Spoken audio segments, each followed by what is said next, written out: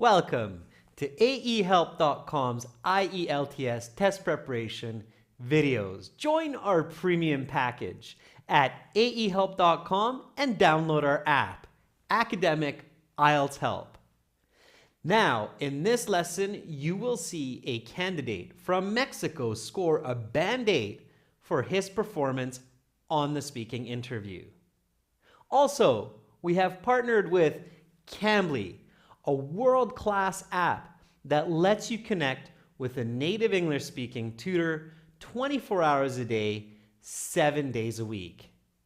Download the app and begin speaking with a professional English teacher today.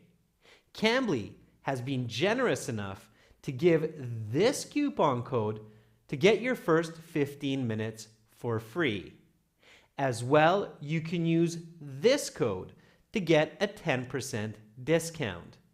The link is in the video description below. Download Cambly today and begin learning for success. Now watch and learn. Welcome to the speaking portion of the IELTS exam. My name is Adrian. I will be your examiner for this part of the test. To begin with, may I see your identification, please? Sure. Here we go. Thank you.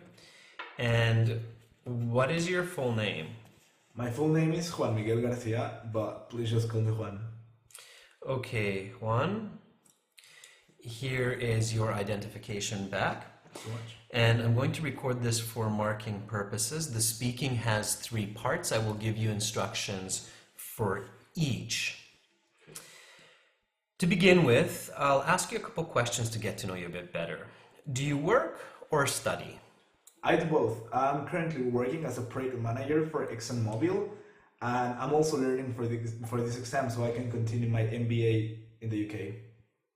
Why are you taking this test?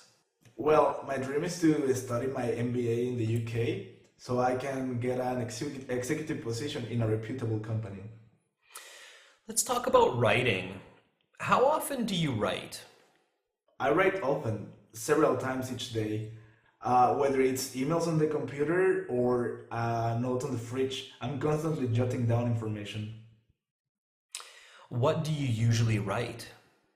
I write most frequently emails to my colleagues and clients. What do you rarely write? I'm not into stories. I've just never really got into fantasy writing. Do you prefer to write by hand or on the computer? I like to type on the computer. It is faster, and I have tools at my disposal like spell check or thesaurus. If you could write a book, what would it be about? Since I'm not into fantasy writing, I think I could write some sort of biography, maybe about the life of my father. He's a great man. Have you ever written a letter or email in another language? Yes, I have. Very often I'm writing emails in English, and this is foreign to me as my mother tongue is Spanish. That is the end of part 1. Now we will continue with part 2. For part 2, here's a card with some questions. Please do not turn that over. Here's some note paper and a pencil. You will have 1 minute to look at the questions, think about your answers, take notes in the 1 minute if you wish, and then you will have 2 minutes to speak. I will tell you when to start and when to stop. Are you ready to begin? Yes, I am. Okay, then your 1 minute preparation time begins. Now go ahead, turn over the card.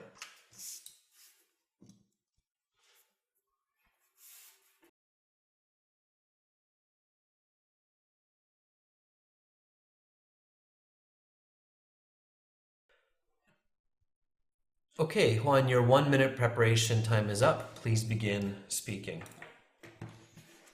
My cousin Alejandra is a brilliant woman. She won the national prize for her work in fine arts back in 2014. She is still 10 years older than me. She's very charismatic. She's slender. She's tall. She's the eldest daughter of my father's brother. Unlike me, she started writing stories at a really young age, probably around 10 years old. and she was constantly praised by her elementary and secondary school teachers for her stories.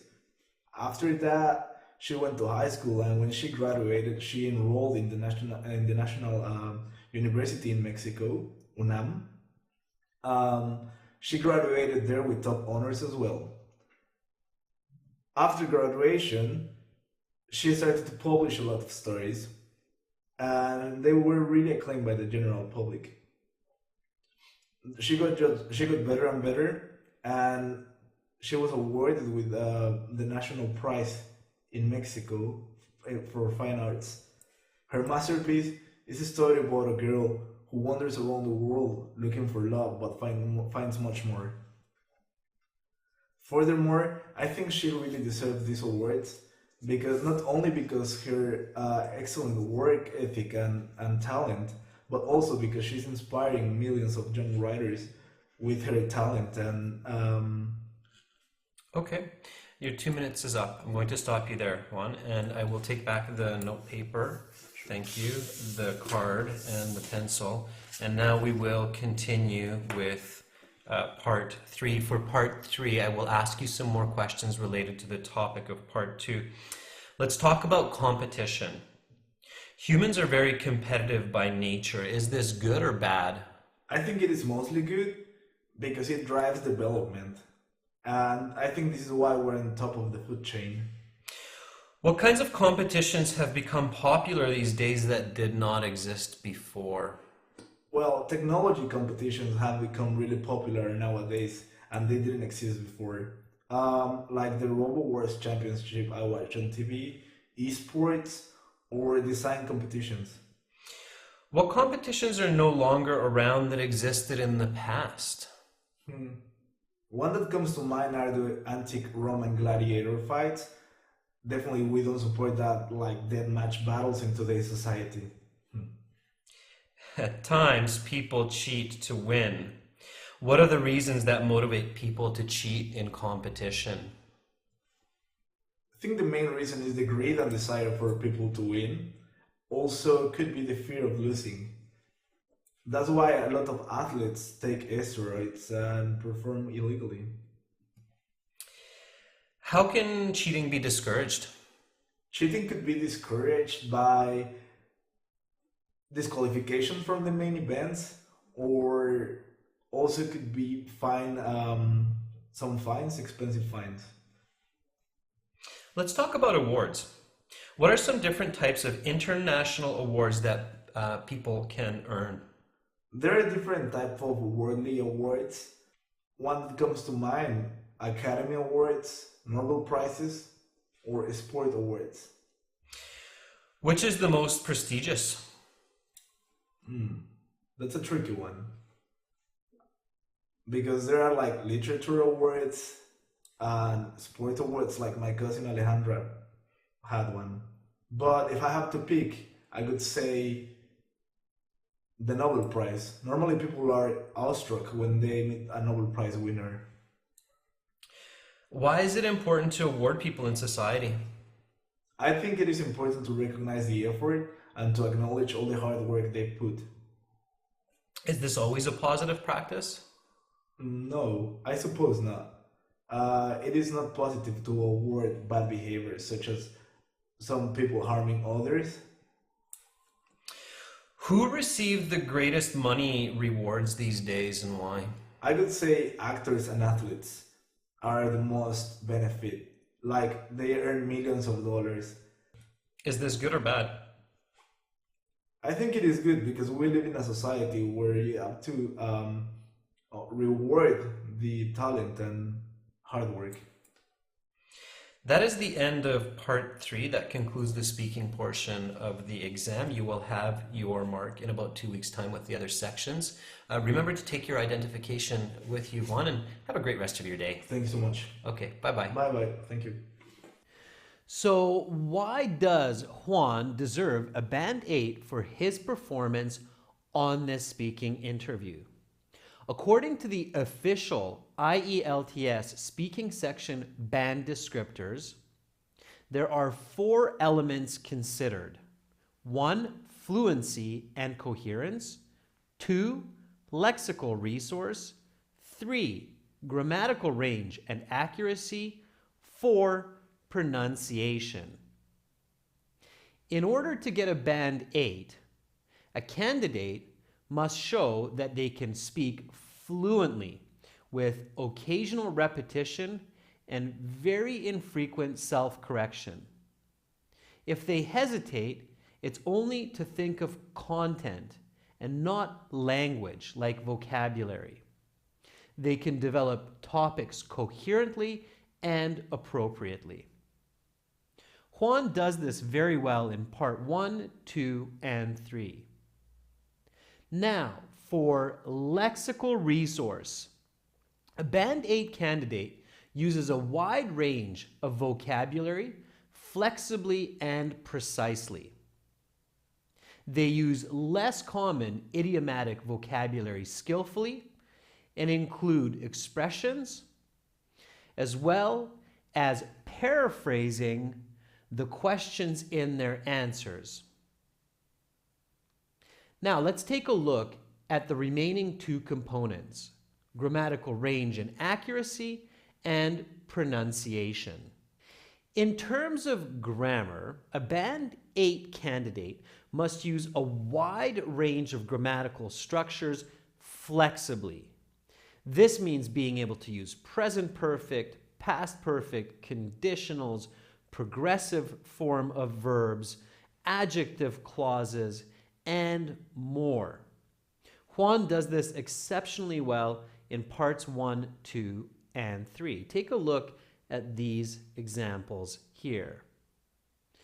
As well, most, meaning 95 to 98% of their sentences are without mistakes, and the occasional mistake is basic non-symptomatic mistakes. It means that they do not repeat the same grammatical mistake again and again. Juan is definitely at this level of expression. Pronunciation for a Band 8 candidate means that they use a lot of pronunciation features. They can pronounce the vowels and consonants in the English language clearly. This doesn't mean that their pronunciation sounds exactly like a native speaker's. It simply means that it's clear and comprehensible. It's easy to understand them throughout their speaking, with very, very rare, just 1 or 2 mispronounced words which do not decrease the overall coherence of their responses. Again, Juan is very good at achieving this level of expression. Make sure to practice every day and you'll get there too. Good luck the next time you sit your IELTS exam. For many more speaking interview lessons like this one, including over 100 hours of video lessons, a fully interactive course with strategies to get those high band scores, as well as 6 original practice exams, visit and join our premium package at aehelp.com. As well, download and link our app, Academic IELTS Help, from your Google Play and Apple App Stores. Begin learning for success today.